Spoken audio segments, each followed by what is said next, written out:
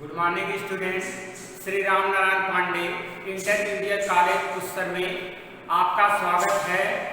मैं पवन पांडे आज आपके सामने क्लास 10 के साइंस में भौतिक विज्ञान खंड के लाइट से आज आपको गोली दर्पण की वक्रता, त्रिज्या तथा फोकस दूरी में संबंध क्या होता है आज आपको प्रूव करवाया जाएगा। इसके पहले वाले वीडियो में आप लोगों को कुछ हमने चिन्ह परिपाटी का नियम बताया था, उत्तल दर्पण में भी बताए थे, अवतल दर्पण के लिए भी बताए थे और आप लोगों को प्रतिबिंब बनाना ये भी आप लोगों को समझाया गया था। तो इसके पहले वाले यदि वीडियो आप लोग नहीं देखे हैं तो उस वीडियो को जरूर देखिए, नहीं तो ये ड्राइवेशन आप लोगों के लिए समझना मुश्किल हो जाएगा। तो देखिए बच्चों, यहाँ पे लिखा है गोली दर्पण की वक्रता, त्रिज्या r तथा फोकस दूरी f में क्या करना है, संबंध लाना है। इसमें क्या संबंध होता है उसमें हमको देखना है आज क्या अवतल दर्पण के लिए वक्रता, त्रिज्या तथा फोकस दूरी में क्या संबंध। तो यहाँ पे ध्यान दीजिए, आप एक अवतल दर्पण बनाइए। तो इस तरीके से हमने क्या कर दिया, एक अवतल दर्पण यहाँ पे ये आपका क्या बन गया, ये देखिए यह क्या है, अवतल दर्पण है। अवतल दर्पण में ये दबे हुए तल पर परावर्तक सतह होता है जिसका मध्य बिंदु आपका क्या होता है, P होता है। बच्चों यहाँ का मध्य बिंदु क्या होगा, P होगा। और फिर क्या हम देखेंगे, यहाँ से मुख्य अक्ष, इस तरीके से हम मुख्य अक्ष खींचते हैं जिसका यहाँ पे क्या होता है, ये केंद्र होता है और ये चीज क्या होता है, यह फोकस होता है। यानी कहीं पे यहाँ पे वक्रता केंद्र रहेगा और कहीं पे क्या रहेगा, फोकस रहता है। तो यहाँ देखिए बच्चों, जब मुख्य अक्ष के समांतर प्रकाश की किरणें ऐसे आती हैं तो ये जब दर्पण पर टकराएंगी तो टकराने के पश्चात वो कहाँ से होके निकल जाती हैं, फोकस से होके निकल जाती हैं। ये हमने जाना था। ये एक तरफ से क्या होता है, परावर्तन के नियम पर है। इस तरह से प्रकाश की किरणें आई और ये क्या हो गई, फिर बाहर निकल गई। यदि हम इसमें क्या करें कि हमको अभिलंब की आवश्यकता पड़ेगी, तो हमने बताया था कि कोई भी गोली दर्पण है, चाहे वो अवतल दर्पण है चाहे उत्तल दर्पण है, यदि हम परावर्तक सतह से यानी जहां पे प्रकाश की किरणें आपतित हुई हैं वहां से और क्या हम यदि इसके केंद्र पर एक रेखा खींच दें, इसके केंद्र से और जहां पे आपतन बिंदु है वहां से एक रेखा खींच दें तो उसे ही हम क्या कहते हैं बच्चों, अभिलंब कहते हैं। तो ये अभिलंब का काम करेगा। अब हम क्या करें, इसको देखिए, इसको हमने नाम दे दिया ये ए बी, प्रकाश की किरण ये ए बी और ये आपका एफ होता ही है, यहाँ पे हमने एफ कर दिया। ये क्या है, ये सी होता है। तो इधर हमने क्या कर दिया, सी कर दिया। तो अब देखिए हम यहाँ पे क्या करेंगे, इसका प्रूफ किस तरीके से होगा। तो आप जानते हैं कि ये देखिए, आपने इसके पहले पढ़ा था परावर्तन के नियम से ये प्रकाश की किरणें आपतित हुई, परावर्तित हो गई। यहाँ पे हमने अभिलंब खींच दिया था और इस कोण को क्या मान लिया था, आई, और ये कोण क्या हो गया था, आर। आपतन कोण, परावर्तन कोण आई बराबर क्या होता है, आर के होता है। यानी ये चीजें आई होगा और ये चीजें क्या होगा, आर हो जाएगा इस तरीके से। तो अब थोड़ा सा यहाँ पे आप लोग ध्यान दीजिए, आप जानते हैं कि आई बराबर आर के होता है। तो हम यहाँ से ये चित्र है, ये चित्र से क्या,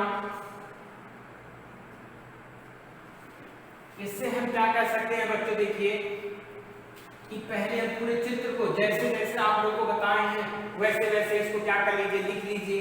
मान लीजिए ये इसका जो है दर्पण का द्वारक है एम डैश है, तो माना एक अवतल दर्पण एम डैश है जिसका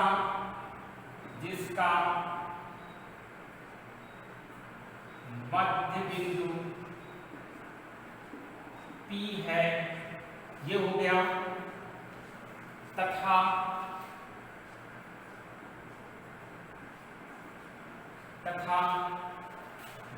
वक्रता केंद्र C और मुख्य फोकस क्या है, F है। मुख्य फोकस क्या है बच्चों, F है, जैसा हमने यहां पे लिखा। उसके बाद देखिए क्या है, पहली प्रकाश की किरण मुख्य अक्ष पे क्या हो रही है, समांतर आ रही है। तो प्रकाश की किरण जब मुख्य अक्ष के समांतर होती है तो फोकस से ऊपर निकल जाती है, हम जानते हैं। तो यहाँ पे अब आप लिखिए, चित्र में देखिए ABC, हम कोण लिख सकते हैं, कोण ABC, यानी ये कोण ABC बराबर कोण CBF के हो जाएगा, यानी ये बराबर हो जाएगा कोण CBF के।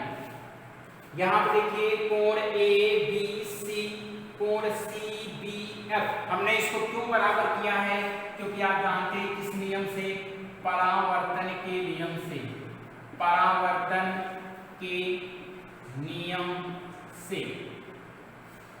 परावर्तन का नियम ही होता है, I बराबर किसके हमने पढ़ा था, R का पढ़ा था, इसके पहले हमने परावर्तन के नियम में ये पढ़ा था। तो परावर्तन के नियम से कोण ABC बराबर क्या हो जाएगा, कोण CBF के हो जाएगा।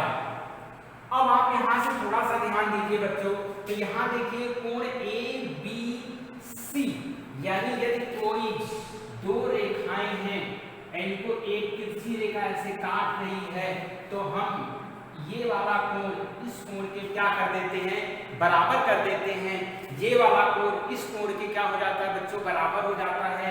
क्यों बराबर होता है, यदि ये मान लीजिए आपका थीटा है तो ये भी थीटा ही होगा, क्योंकि ये क्या होते हैं, एकांतर कोण आपस में क्या होते हैं, ये बराबर होते हैं, ये एकांतर कोण यहाँ पे बन रहा है। तो यही चीजें हमको इसी को ध्यान देना है।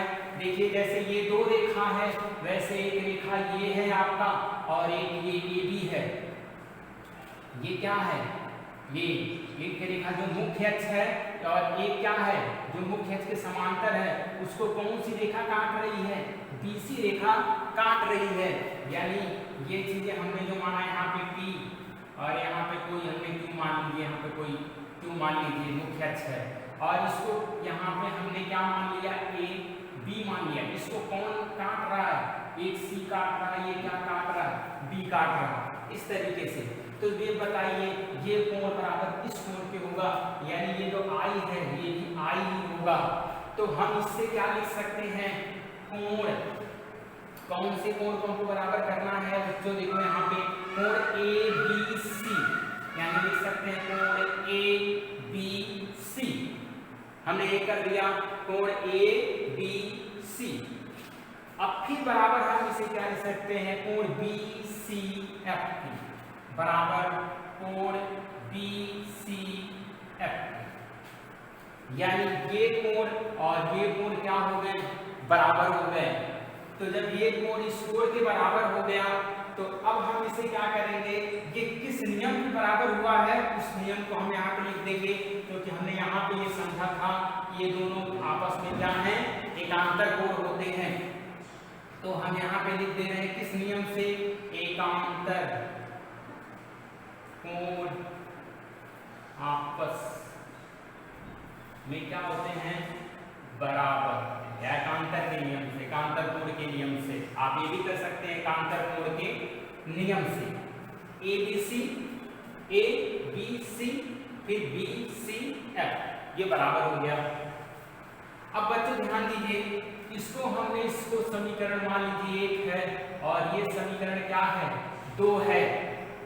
यहाँ पे ये समीकरण 2, ये 1 है और ये क्या हो गया, 2 हो गया। अब आप यहां से देखिए समीकरण 1 व 2 से, समीकरण 1 व क्या 2 से हम क्या देखेंगे, इन दोनों में हम देख रहे हैं बच्चों कि दोनों में बायां पक्ष क्या हो रहा है, देखिए बराबर है, इसमें भी कोण ABC बराबर कोण CBF के है, इसमें भी कोण ABC बराबर क्या है, कोण BCF है। यानी अगर जो किसी भी जो है समीकरण के बाएं पक्ष बराबर हो जाएगा, दाएं पक्ष दोनों को बराबर हो जाए तो हम इसको ये बराबर कर सकते हैं। तो इसमें बायां पक्ष बराबर है तो हम इसको दाएं पक्ष भी दोनों का बराबर हो जाएगा। तो समीकरण 1 व 2 से हम लिख सकते हैं कोण CBF बराबर कोण किसके हो जाएगा बच्चों, यहाँ पे BCF, यहाँ पे कोण CBF, यानी ये कोण इस कोण के बराबर हो गया। और तो यानी अगर ये कोण इस कोण के बराबर हो जाएगा तो जनरली बात है ये भी I हो जाएगा, और I बराबर R हमें जाना ही है, तो यानी ये कोण भी बराबर ये कोण के बराबर हो गया। तो ये चीजें हो गया, यानी CBF, देखिए CBF और फिर क्या हो गया BCF, यानी ये दोनों कोण क्या हो गए, बराबर हो गए। यहां से ये निकल गया, ये दोनों कोण क्या हो गए, बराबर हो गए हैं। अब ध्यान दीजिए, एक नियम होता है कि बराबर कोणों के सामने की भुजा, बराबर कोण के सामने की भुजा बराबर होती है। बराबर कोण के सामने की भुजा बराबर होती है। तो हम यहां से बच्चों क्या लिख सकते हैं, देखिए बराबर कोण एक ये हो गया, एक ये हो गया।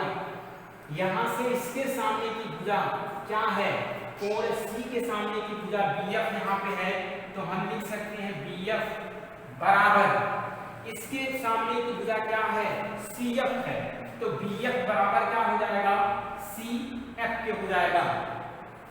तो ये हमने लिख दिया कि ये BF बराबर किसके हो गया, CF के हो गया। अब और ध्यान देना है बच्चों, यहाँ पे ध्यान दीजिए कि हमने तो ये हमने जो अवतल दर्पण बनाया है, ये अवतल दर्पण, तो इसमें आपको यहाँ पे नोट पे ध्यान देना है कि जनरली ये क्या होता है, ये बहुत छोटा इस तरीके से होता है, बहुत छोटा, ये इस तरीके से।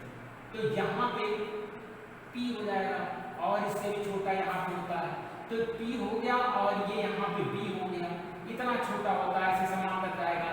तो इसका मतलब देखिए क्या हो गया, ये P हो गया और ये B हो गया। तो इसका द्वारक इतना छोटा है कि B जो है, B वह किसके नजदीक में आ जाता है, B P के नजदीक में आ जाता है। तो हम यहाँ से लिख क्या सकते हैं,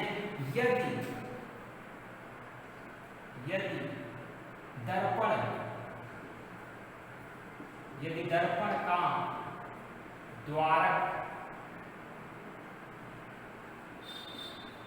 बहुत छोटा हो, तो दर्पण का द्वारक बहुत छोटा हो, तो हम यहां से क्या लिख सकते हैं बच्चों, यहां से लिख सकते हैं कि आपका यहां पे हो जाएगा, देखिए BF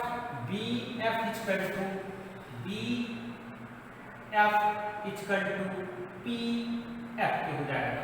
ध्यान दीजिएगा, ये B आके यहाँ पे आ जाएगा, तो जो PF होगा वही बराबर किसके हो जाएगा, BF के हो जाएगा, क्योंकि ये इसके क्या है, नजदीक में हो जाएगा। क्योंकि द्वारक जब ये B जब नीचे आ जाएगा P के पास, तो हम दोनों को बराबर कर सकते हैं। तो ये चीजें आपका यहाँ पे हो गया। अब ध्यान दीजिए, आपका यहाँ पे समीकरण 1 2 माने थे, तो इसको समीकरण क्या मान लीजिए 3, और इसको समीकरण क्या मान लीजिए बच्चों 4 मान लीजिए। ये मान लिया हमने। अब क्या करिए, समीकरण 3 व 4 से ये हो गया। देखिए बच्चों, समीकरण 3 व 4 से क्या हो जाएगा, इसमें देख रहे हैं फिर वही, देखिए इनके बाएं पक्ष बराबर हैं, BF बराबर CF के, BF बराबर ही PF के है। तो हम या तो PF की जगह पे यहाँ पे PF लिख दे, तो यहाँ पे क्या हो जाएगा, हम लिख सकते हैं CF बराबर किसके हो जाएगा, PF के हो जाएगा। CF बराबर किसके, PF के हो जाएगा। अब यहाँ पे देखिए, ध्यान दीजिए CF, तो CF या इसे हम FC लिख सकते हैं या CF, तो अब यहाँ से आपको क्या ध्यान देना है, क्योंकि ये कोई डिस्टेंस नहीं है, इसको हम यहाँ से P से C तक ले सकते हैं। तो यहाँ पे और PF है, तो PF क्या होता है बच्चों, हमने आप लोगों को समझाया था कि ध्रुव से अब फोकस तक की दूरी को हम क्या कहते हैं, फोकस दूरी कहते हैं, जिसे किससे स्मॉल f से प्रदर्शित करते हैं। तो ये क्या हो गया आपका स्मॉल f हो जाएगा। उसके बाद फिर देखिए यहाँ पे क्या है CF, तो CF तो होता नहीं है लेकिन PC होता है। तो ध्यान दीजिए आप यहाँ पे नोट में आप क्या करिए, इनके दोनों पक्षों में इसको जो है ये देखिए यहाँ पे जो हमने लाया है यहाँ पे PF बराबर PF समीकरण 3 और 4 से, तो आप इसे क्या समीकरण मान लीजिए, समीकरण कितने हो गए, हाँ बच्चों, तो यहाँ पे हमने देखिए इसमें क्या कर दिया है, CF बराबर किसके हो गया है, PF के हो गया है। क्यों हो गया है, क्योंकि 3 व 4 में 3 व 4 से बाएं पक्ष दोनों को क्या है बराबर है, तो CF बराबर किसके हो जाएगा, PF के हो जाएगा। अब हम इसे समीकरण मान ले क्या 5, हमने इसे समीकरण 5 मान लिया। अब देखिए समीकरण 5 के दोनों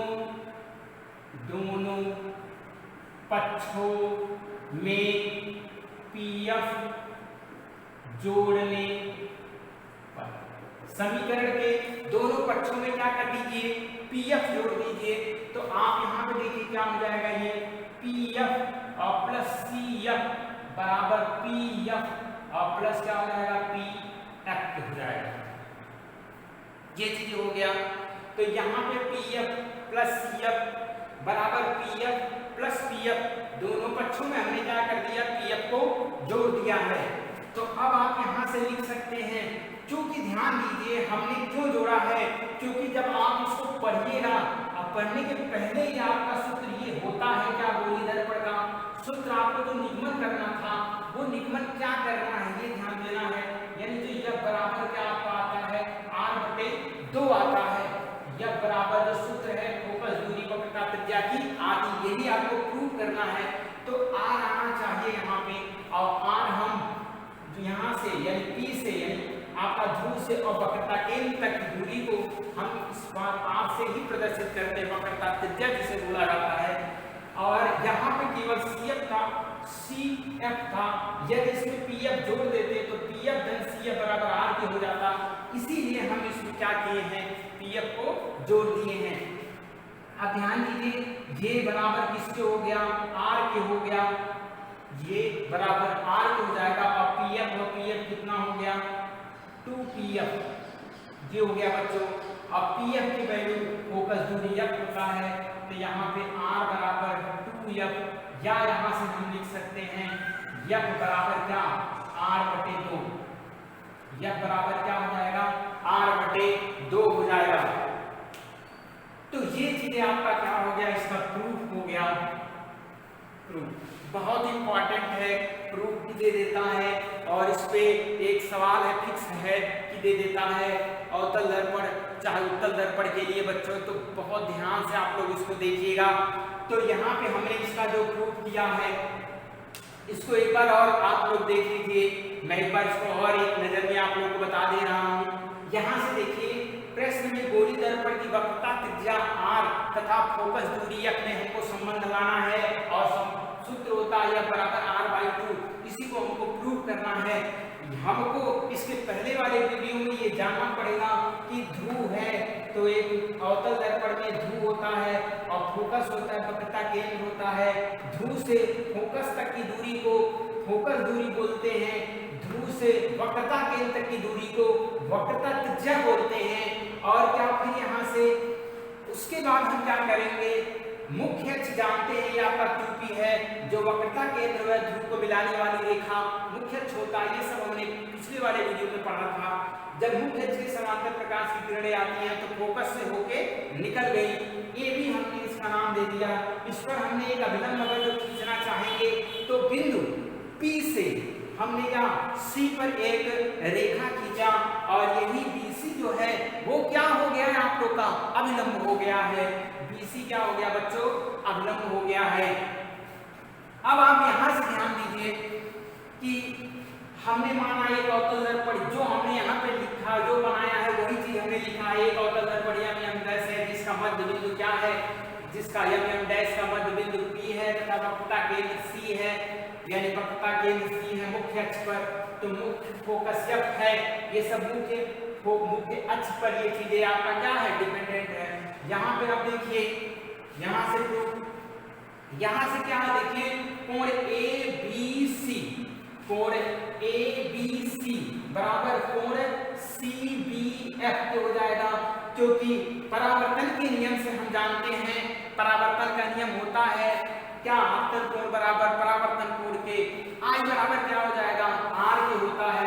ये दोनों बराबर होते हैं, तो हमने परावर्तन के नियम से यहाँ पे क्या कर दिया? बराबर कर दिया। समीकरण 1 इसको मान लिया। उसके बाद जब दो समांतर रेखाओं पे तिरछी रेखा काटती हैं तो वो एकांतर कोण होते हैं, और एकांतर कोण आपस में क्या होते हैं बच्चों? बराबर होते हैं। तो एकांतर कोण आपस में बराबर होंगे, तो यहाँ पे देखिए ये I है तो ये भी I हो जाएगा, यानी कोण ABC जो हमने यहाँ पे कोण ABC बराबर कोण लिखेंगे BCF के, कोण BCF यानी इस कोण के बराबर हो जाएगा। तो हमने ABC बराबर कोण BCF और प्लस यहाँ पे कोण ABC बराबर BCF के लिखा।